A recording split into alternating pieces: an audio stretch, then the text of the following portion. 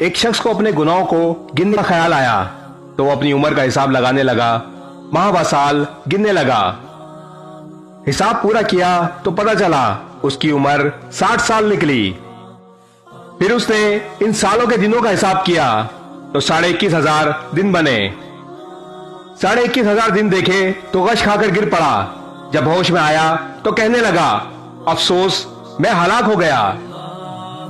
21,500 دنوں میں ایک دن ایک گناہ بھی شمار کروں تو میرے گناہ 21,500 بنتے ہیں، اور حال یہ ہے کہ میں نے ایک دن میں کئی گناہ کیے ہیں۔ یہ کہہ کر وہ گر پڑا اور مر گیا۔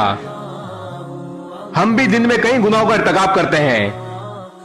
سوچیں ہماری ساری عمر میں ان گناہوں کا بوجھ ہم پر کتنا بڑھ جائے گا۔